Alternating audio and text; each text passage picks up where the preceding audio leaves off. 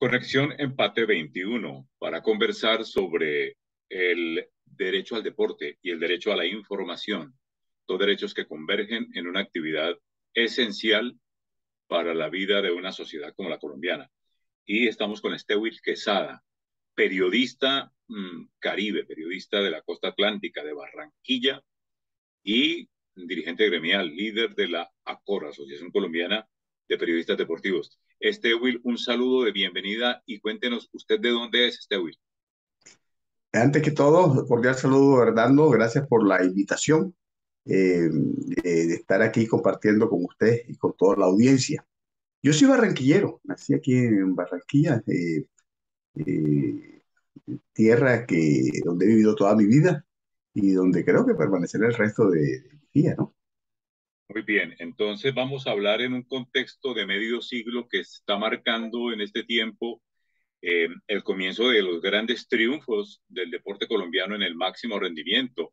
Hace 10 días se cumplía el aniversario, se cerraba el aniversario 50 del primer título mundial de Cochise Rodríguez y ahora tenemos los primeros podios olímpicos, todos de ahí de Barranquilla.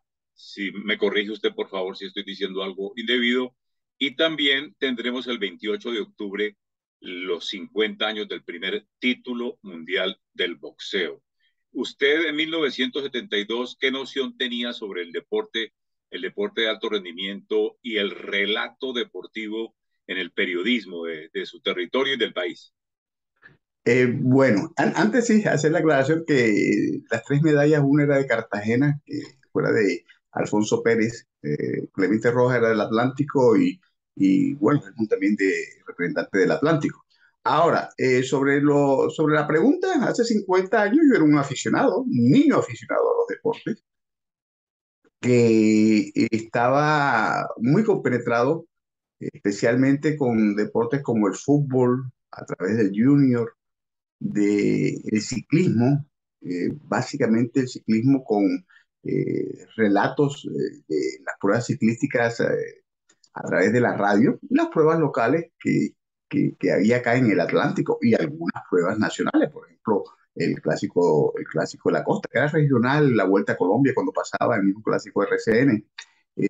Y estaba compenetrado porque andaba con radio, creo que de los 5 años con radio y me lo llevaba al colegio incluso para del trayecto de la casa al colegio en el transporte que quedaba en el centro de la ciudad. Se demoraba unos 20, 25 minutos ir escuchando radio, escuchar deportes y a la salida igualmente. Entonces estaba compenetrado con el béisbol, que era un béisbol de primera categoría de alto nivel. Colombia ya había ganado dos títulos mundiales, sus dos primeros títulos mundiales con el béisbol en el 47 y en el 65, y muchos de estos jugadores participaban en los torneos en el Atlántico, porque Atlántico fue la base de la selección Colombia en el año 65. Estaba igualmente pendiente del baloncesto, del atletismo, eran los deportes básicamente, y el boxeo, por supuesto, eran los deportes que básicamente estamos nosotros empapados, aunque leíamos todo lo que tenía que ver con el deporte. Entonces, era un aficionado a los deportes que me sabía en aquel entonces las alineaciones de los equipos, especialmente los del Junior, que concurría con mi familia. Hablo de mi padre Carlos y un tío paterno, Agustín, a los escenarios deportivos y con mi madre agregada cuando había boxeo. ¿En qué tiempo, ya sintonizado con el deporte como lo describe, en qué tiempo empieza a plantearse la expectativa de meterse en el periodismo deportivo? Cuando termino el bachillerato, termino en 1979 y en 1980, a finales del 79, eh, yo me graduó 7 de diciembre y el 2 de enero yo estaba en la puerta del Heraldo y pregunté por los directores, los coordinadores, que era el cargo, exactamente el Heraldo Deportivo, que eran Fabio Poveda Márquez y Juan Gosaín. No hubo esa primera semana de Heraldo Deportivo, me dijeron que fuera el próximo lunes y el próximo lunes yo estuve allí en el Heraldo nuevamente y hice en contacto con ellos y fue la puerta de entrada. Pero paralelamente, el 6 de enero de ese 80 hice mi primera entrevista y la primera entrevista fue eh, con, con un compañero de colegio que había sido selección Atlántico y selección Colombia de pesas y que había ganado un centroamericano y del Caribe de pesas a nivel juvenil. Y al regresar de competencias se encontró que fue despedido del trabajo donde estaba. Entonces ese trabajo lo hizo el 6 de enero, entonces podemos decir que entre finales de diciembre, hice el contacto también con un periodista a través de un vespertino, el Nacional, José Luis Herrera, tuve la oportunidad de ingresar al periodismo. Bueno, usted a los 12 años logra vivir la apoteosis mediática, periodística de esos relatos sobre esos podios olímpicos y sobre Pambelé. ¿Qué recuerda de eso? Bueno, sobre los podios olímpicos recuerdo de los relatos de Iker Perea, ¿no? Que transmitía a través de Todelar, una de las mejores transmisiones y que se me ha quedado a mí más de la niñez. Recuerda de pronto uno con más cariño esas transmisiones porque era como aficionado y era aquel Todelar olímpico adelante en tiro y salía Iker Perea. Todelar olímpico adelante en boxeo y no decía, aquí está Iker Perea, estamos en el Coliseo, sube el colombiano Clemente Rojas, ya está en el centro del cuadrilátero. Así era. Entonces, Edgar estuvo allí al pie de Helmut Belingró, fue el único periodista que lo acompañó previamente a Helmut Belingró a los entrenamientos. Todas las mañanas se iba con él a los entrenamientos en el polígono de Múnich para ver las prácticas de Helmut Belingró y insistió que Helmut iba a ser medallista olímpico y hace que lo consiga. Entonces, Colombia se enteró a través de Edgar Pérez en esa transmisión magnífica, repito, de los Juegos Olímpicos. Y después Edgar tuvo la oportunidad de transmitir también las peleas de Alfonso Pérez y Clemente Rojas en directo por Todelar. Yo recuerdo que la llegada de Jesús Peligró acá a Barranquilla el 6 de, de septiembre del 72, yo fui al Paseo Bolívar, que era la principal calle del centro de Barranquilla, la principal calle de la ciudad, donde estaba el comercio de la ciudad.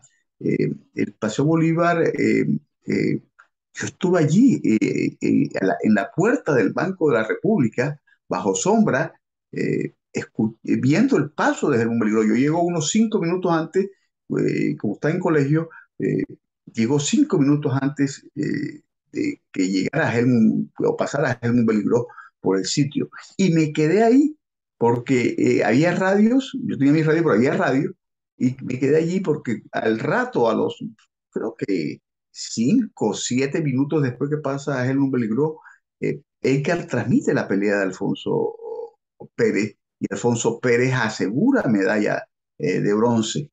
Y al día siguiente, Clemente Rojas asegura medalla de bronce.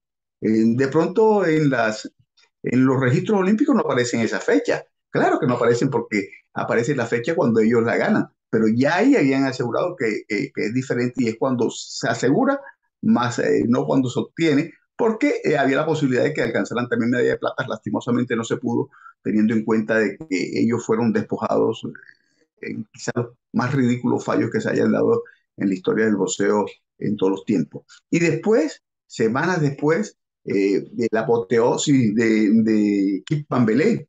Pambelé gana el campeonato mundial ese sábado por la noche y ocurrió algo que jamás yo he visto en mi vida, ni con la selección Colombia, ni con los títulos de junior.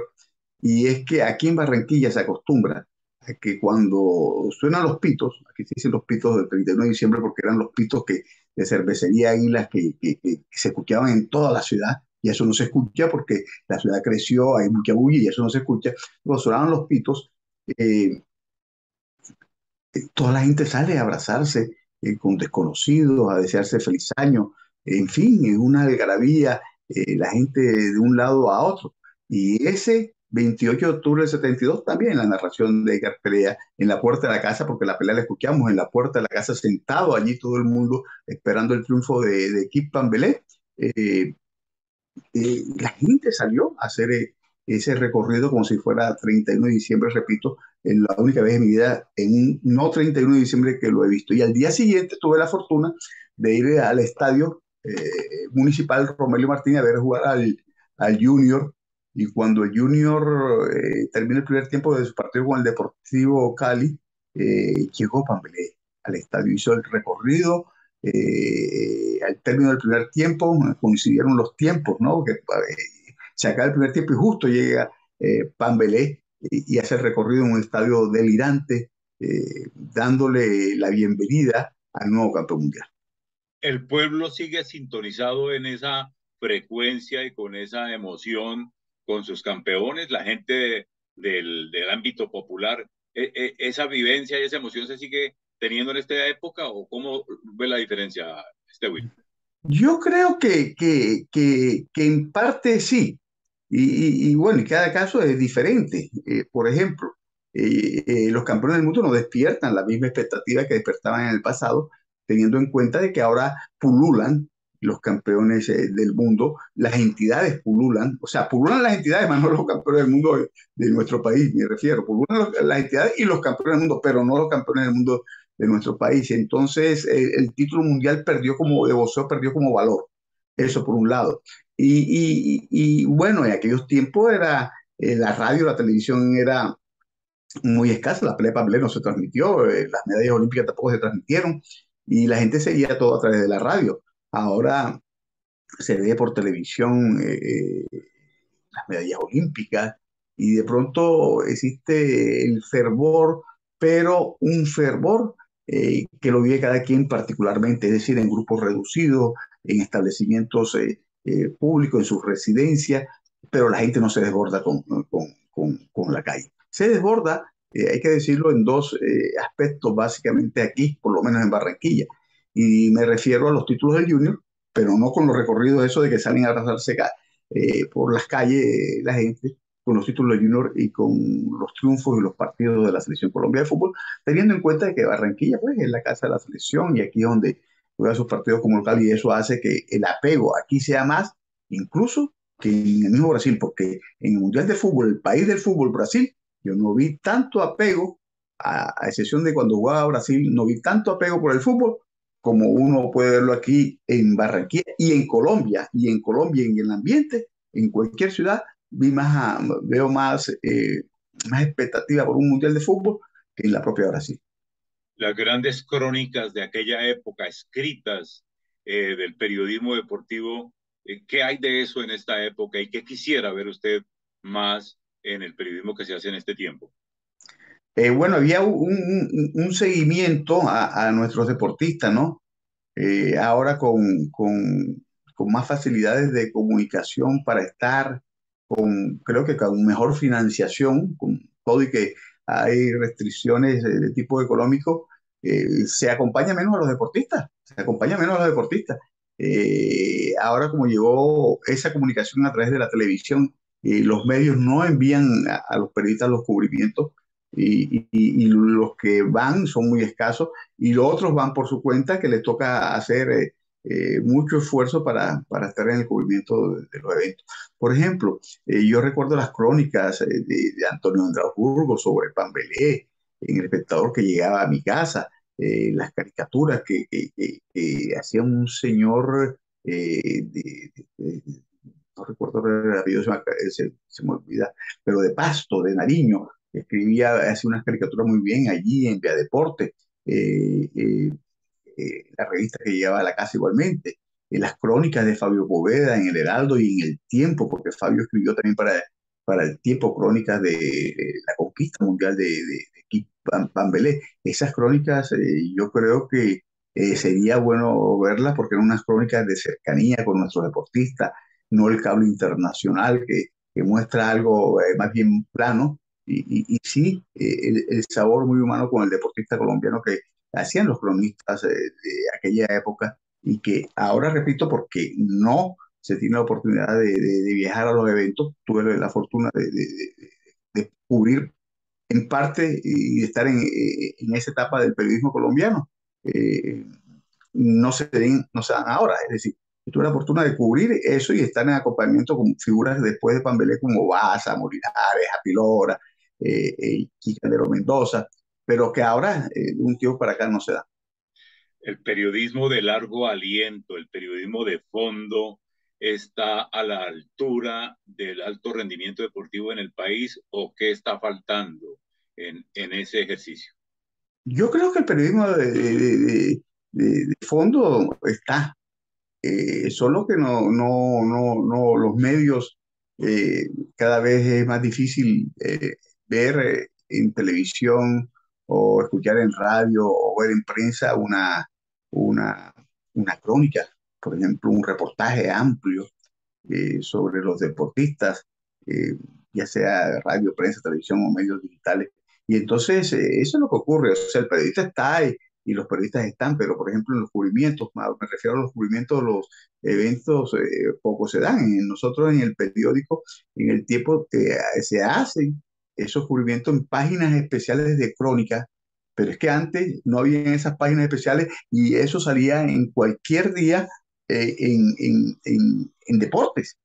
Ahora no salen deportes, sino en páginas especiales que se llaman a fondo y que tienen que disputar el espacio con todo lo que tienen que ver los otros temas.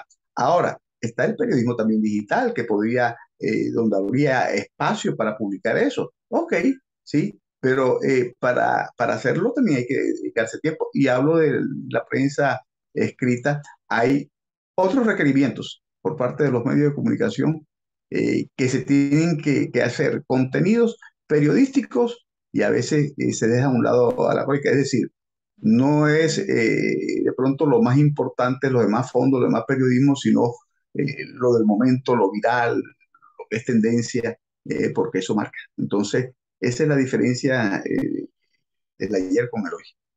Le dijo eso Juan Gosaín en conversación con usted ahí en el Comité Olímpico.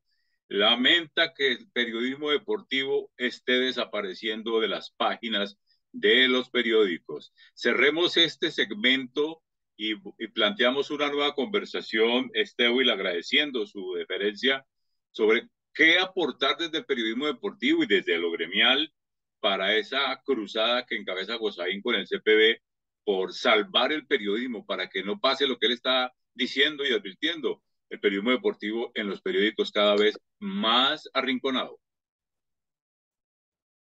Yo creo que hay que si el papel es difícil, buscar esos espacios en revistas o en periodismo digital. Creo que portales de noticias, hay muchos, pero portales de crónicas, hablo del país, portales de crónicas, de reportajes, de periodismo de fondo, muy escasos. Y tenemos que apostarle a eso. Si es digital, digital, que de todas formas es escrito. Lo importante es hacer buen periodismo en cualquiera de los medios que exista.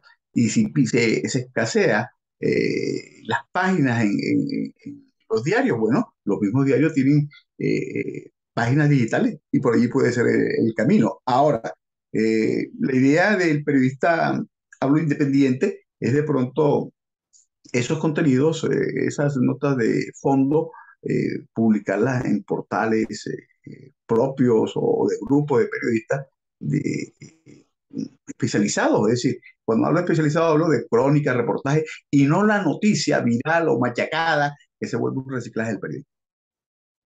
Bueno, Will, entonces le repito la gratitud por atender esta primera conversación y luego tendremos la oportunidad de adentrarnos un poco en la realidad gremial del periodismo, como quiera que usted es el vicepresidente de ACOR, y vale la pena mirar desde esa perspectiva el derrotero de la profesión y del gremio y de los colegas y por dónde debemos ir hacia adelante. No, gracias Hernando por la invitación y con mucho gusto estoy dispuesto a responder cada vez que usted me invite. Bueno, Will Quesada, un periodista de larga trayectoria, testigo de excepción de la evolución del deporte en Colombia, dirigente gremial del periodismo. Volveremos en otra conexión, Empate 21 Cima.